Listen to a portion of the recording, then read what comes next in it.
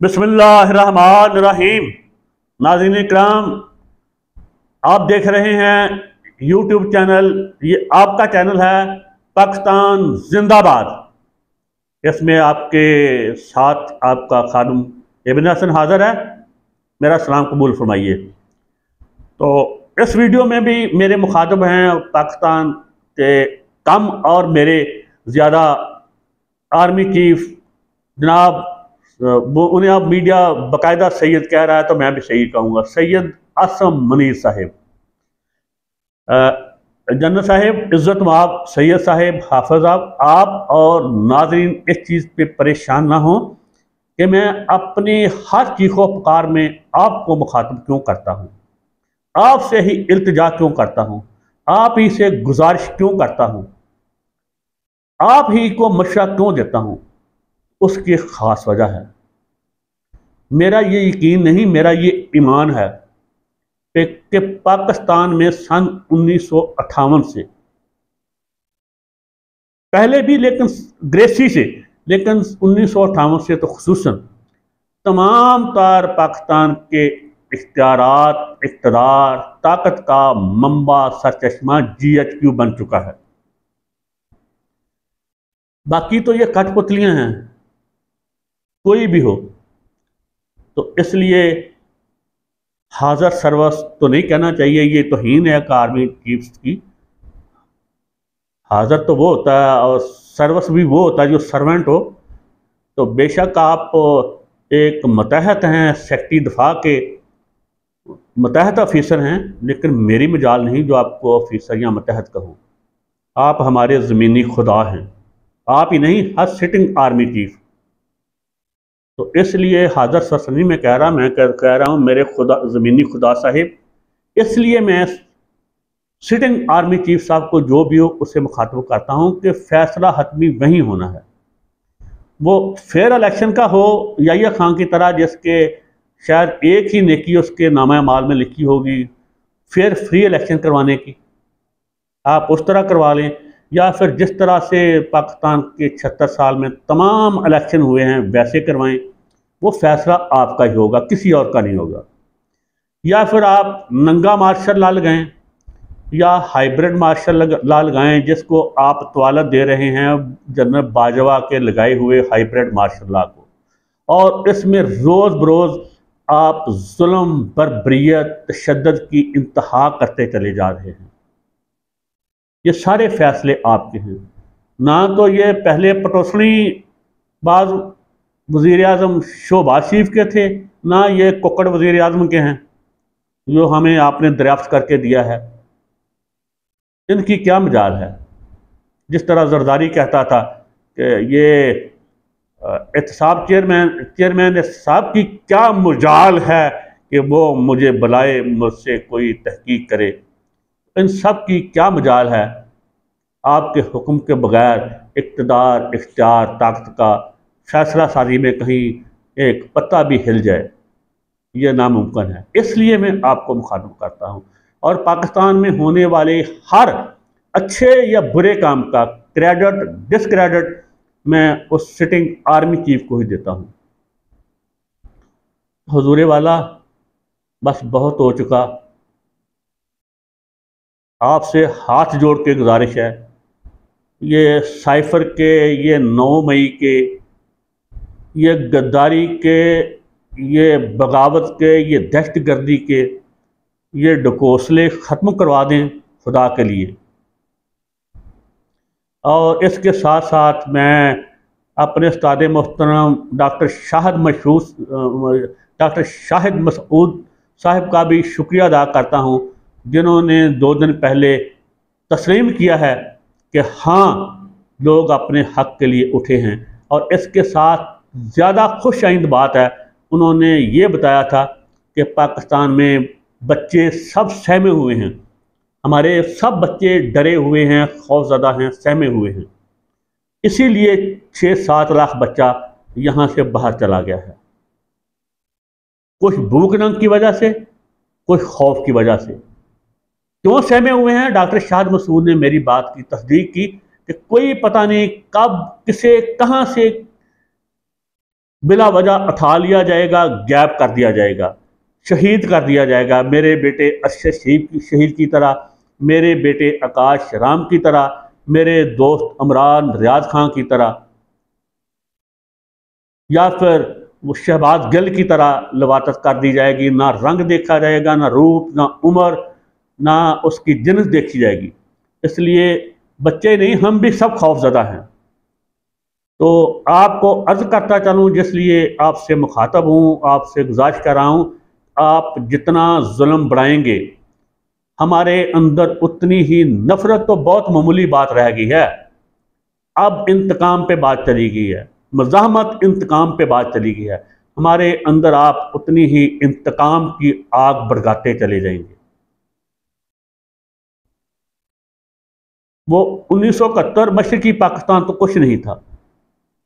पाकिस्तान में जो होगा वो तरीका फिर अनोखा वाक़या होगा। ये मेरी ख्वाहिश तो है, ख्वाहिश से ज़्यादा इसके असबाब नज़र आ रहे हैं। अगर आपको नज़र नहीं आ रहे तो फिर उसकी वजह यह है कि आपके जो हरकारे हैं, जो पुरअसरार बंदे हैं, ये डाले वाले, ये बीगो वाले, ये तेरे पुरअसरार बंदे, वो आपको गलत रिपोर्टें पेश कर रहे हैं। आप जितना हम में खौफ बढ़ाते हैं, जितना हम पे जुल्म करते हैं, हमारे अंदर इंतकाम के शोले उतने ही ज़्यादा बढ़ते जा रहे हैं और इनमें आप जलकर बुसम होंगे। इसका इख्तिताम इस पे होगा।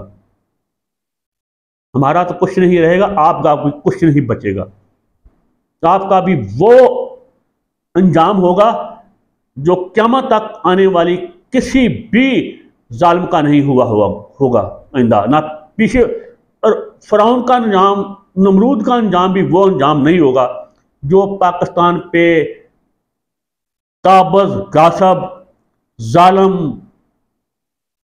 मुतशद्दिद बदमाशिया का 5 से 10 हज़ार जिसकी तादाद है, उसका जो होगा वो अंजाम ना पहले किसी का हुआ, ना क़यामत तक आने वाले किसी का होगा।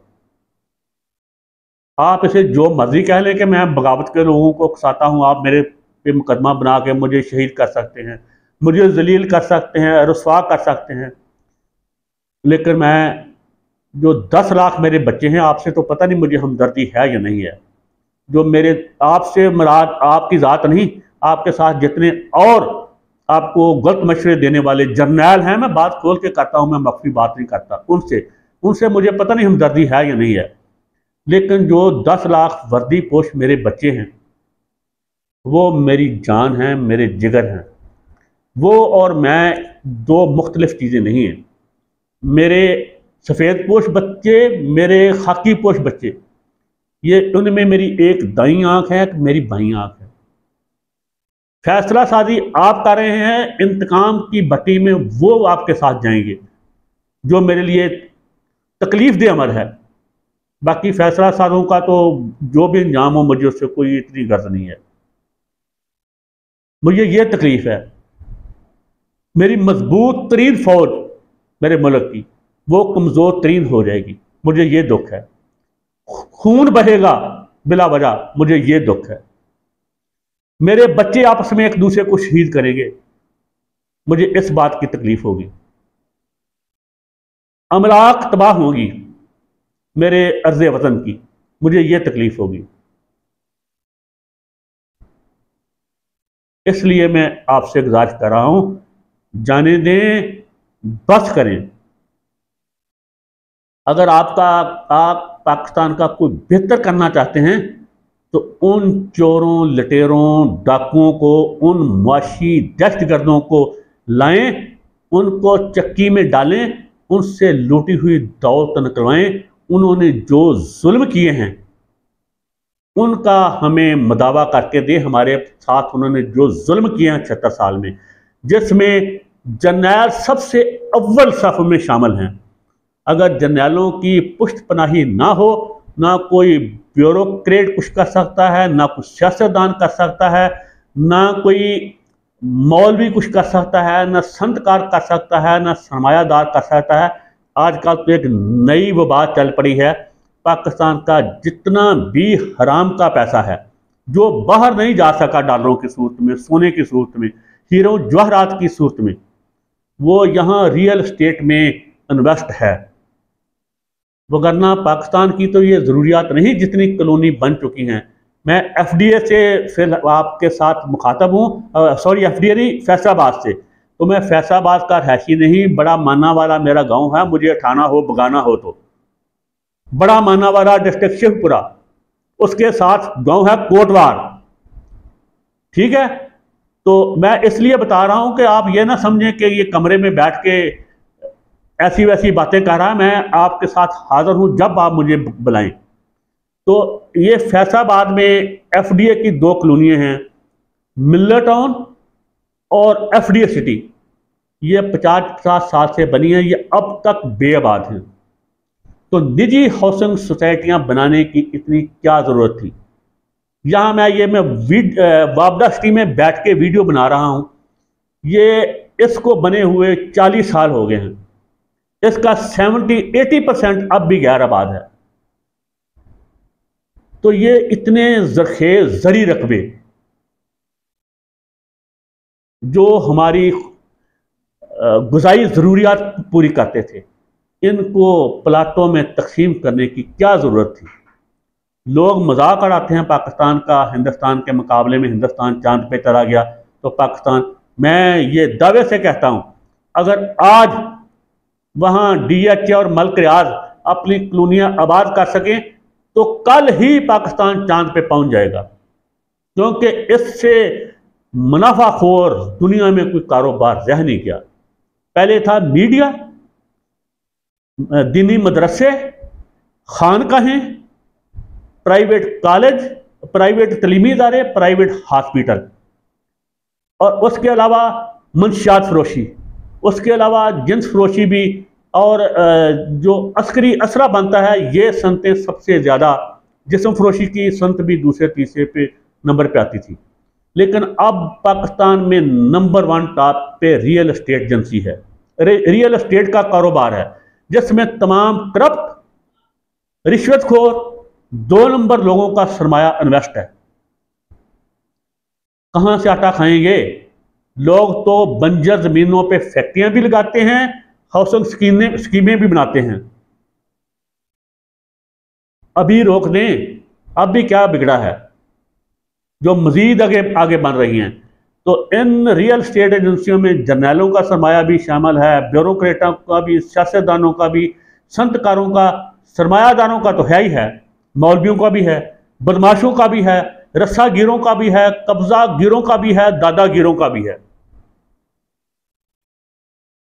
तो हुजूर बात फिर वहां आ रही है, पाकिस्तान को बचाने की कोशिश करें।